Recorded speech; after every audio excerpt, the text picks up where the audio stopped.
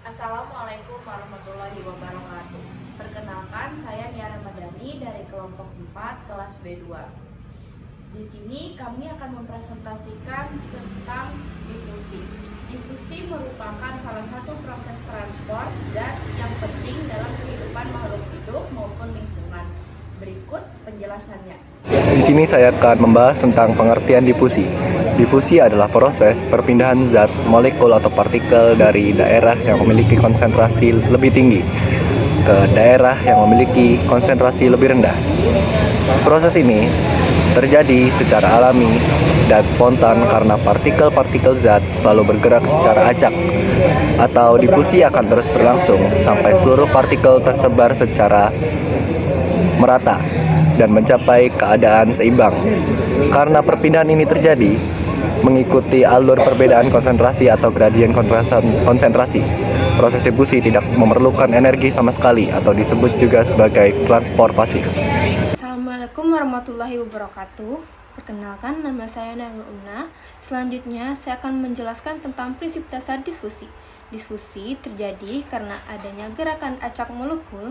Molekul akan bergerak secara alami menuju daerah yang konsentrasinya lebih rendah sampai distribusinya merata. Proses ini berlangsung tanpa memerlukan energi tambahan dan terus terjadi hingga tercapai keseimbangan. Konsentrasi ini di seluruh bagian sistem. Kecepatan difusi dipengaruhi oleh beberapa faktor, seperti perbedaan konsentrasi, suhu, ukuran molekul, serta jenis medium yang dilalui. Semakin besar perbedaan konsentrasi dan semakin tinggi suhu, maka proses difusi akan berlangsung lebih cepat. Dalam kehidupan sehari-hari, difusi dapat diamati ketika aroma parfum menyebar ke seluruh ruangan atau saat pewarna makanan menyebar dalam air tanpa diaduk.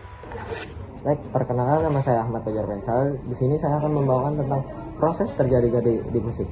Proses difusi diawali karena adanya perbedaan konsentrasi zat atau disebut gradien konsentrasi. Secara alami, molekul memiliki energi kinetik yang membuat selalu bergerak secara acak dan bertabrakan. Tabrakan ini mendorong molekul-molekul di area yang padat untuk memisahkan diri dan menyebar ke area yang lebih renggang. Proses perpindahan ini terus berjalan sampai jumlah molekul di setiap bagian sama rata atau mencapai kondisi keseimbangan dinamis. Perkenalkan, nama saya Monika Immanuela NB. Saya akan menjelaskan jenis difusi. Difusi dibedakan menjadi dua jenis. Yang pertama adalah difusi sederhana. Pada jenis ini, molekul dapat berpindah secara langsung melewati membran sel tanpa bantuan protein sama sekali. Contohnya adalah molekul gas seperti oksigen dan karbon dioksida, serta molekul kecil yang larut dalam lemak yang bisa bebas keluar masuk sel. Yang kedua adalah difusi terfasilitasi.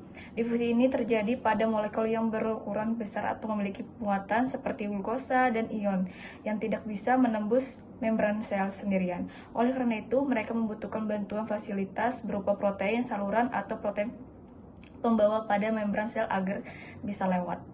Hai, perkenalkan, aku Muhammad Rizky Wardana dari kelompok 1 kelas B2. Di sini saya akan menjelaskan tentang faktor-faktor yang mempengaruhi difusi. Kecepatan difusi dipengaruhi oleh beberapa faktor, yaitu perbedaan konsentrasi, perbedaan suhu, perbedaan ukuran molekul, perbedaan luas permukaan, dan jarak perpindahan zat. Secara umum, difusi adalah proses perpindahan zat, molekul atau gas dari daerah memiliki konsentrasi tinggi yang memiliki konsentrasi ke daerah yang memiliki konsentrasi rendah. Proses ini terjadi secara alami dan spontan demi mencapai keseimbangan molekul atau isotonis.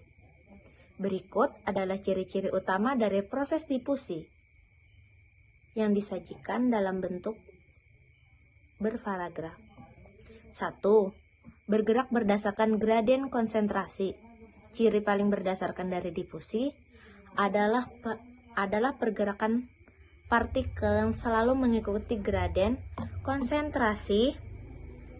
Artinya, partikel-partikel zat larut, Zat larut akan bergerak secara spontan dari area yang padat atau sepakat atau hipertonis menuju ke area yang lebih renggang atau encer. Pergerakan ini terus terjadi hingga konsentrasi zat terus terjadi, kedua area menjadi sama rata atau seimbang. Yang kedua itu ada proses transportasi pasif atau tanpa energi. Difusi termasuk dalam kategori transportasi pasif, yang berarti proses selama sekali tidak memerlukan energi tambahan seperti ATP dari luar maupun dari sel. Partikel-partikel zat bergerak murni memanfaatkan energi kinetik alami yang mereka miliki sendiri. Karena mengandalkan energi kinetik secepatnya, difusi akan sangat mempengaruhi oleh suhu. Semakin tinggi suhu, maka semakin partikel akan semakin cepat. Yang ketiga, itu ada dipengaruhi oleh ukuran partikel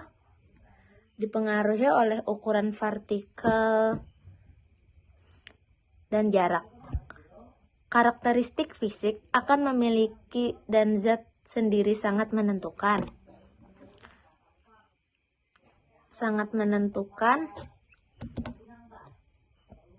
keberhasilan difusi. Partikel yang memiliki ukuran lebih kecil dan massa yang ringan dibandingkan dengan molekul yang besar. Selain itu, jarak tempat terjadi difusi juga dipengaruhi. Semakin pendek jarak yang harus ditempuh oleh partikel, maka proses pencapaian seimbang konsentrasi akan berlangsung semakin cepat. Yang keempat, itu dapat terjadi melalui membran atau ruang terbuka. Difusi tidak selalu membutuhkan pembatas atau terjadi. Proses ini bisa langsung di ruang terbuka secara bebas, seperti penyebaran bau parfum di dalam kamar atau sirup yang bercampur dengan air. Namun dalam konteks biologi, difusi juga dapat terjadi melewati membran sel, atau baik difusi sederhana maupun difusi terbantu menggunakan protein saluran. Selama molekul tersebut berukuran cukup dan bersifat hidrofobik. Halo, perkenalkan, nama saya Muhammad Ervin Nasbullah, kerap disapa Ervin. Nah, jadi di sini saya ingin menjelaskan beberapa contoh yang sering terjadi atau sering dilakukan pada proses difusi pada kehidupan sehari-hari. Yang pertama itu ada pada saat kita menggunakan parfum, di saat parfum itu disemprotkan, aroma dari parfum tersebut menyebar ke seluruh ruangan. Kemudian pada saat kita membuat teh menggunakan gula, itu juga terjadi difusi di dalamnya, di mana gula tersebut larut di dalam minuman teh tersebut.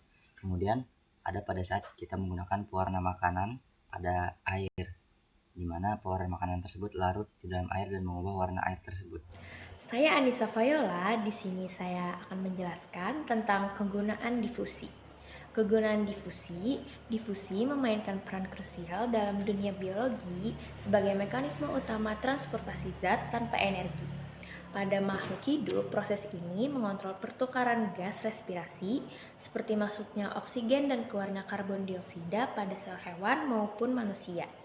Di tingkat seluler, difusi juga memfasilitasi penyerapan sari makanan seperti glukosa di dalam usus halus tanaman maupun hewan sebelum diedarkan ke seluruh tubuh. Bagi tumbuhan, proses ini sangat penting dalam mendukung fotosintesis karena memungkinkannya menyerap karbon dioksida dari udara bebas melalui stomata dan melepaskan oksigen kembali ke lingkungan. Dalam bidang kehutanan, difusi memiliki fungsi ekologis dan fisiologis yang sangat vital bagi pertumbuhan pohon di hutan. Proses ini menggerakkan transpirasi, yaitu perpindahan uap air dari dalam daun ke atmosfer yang menghasilkan daya isap daun untuk menarik air dan mineral dari akar. Selain itu, unsur hara yang larut di dalam tanah akan berdifusi secara pasif ke dalam sel akar pohon untuk memenuhi kebutuhan nutrisinya. Di sisi lain, kehutanan juga mengenal konsep difusi inovasi dalam aspek sosial yang merujuk pada penyebaran teknologi, pengetahuan baru, dan praktik pengelolaan hutan berkelanjutan kepada masyarakat sekitar hutan agar kelestarian alam tetap terjaga. Saya Aldewin Katrian akan menjelaskan kesimpulan dan juga penutup. Dapat disimpulkan bahwa difusi adalah proses perpindahan partikel dari daerah yang berkonsentrasi tinggi menuju daerah yang berkonsentrasi lebih rendah tanpa memerlukan energi sama sekali. Pada proses ini terjadi secara alami hingga tercapai keseimbangan konsentrasinya. Difusi memiliki peran penting dalam berbagai proses kehidupan, seperti pertukaran gas pada makhluk hidup, serta berbagai fenomena yang terjadi pada lingkungan yang ada di sekitar kita. Dengan memahami difusi, kita dapat lebih memahami bagaimana zat berpindah dan berinteraksi dalam kehidupan sehari-hari kita. Mungkin itu aja yang dapat kita sampaikan. Terima kasih atas perhatian yang telah diberikan. Wassalamualaikum warahmatullahi wabarakatuh.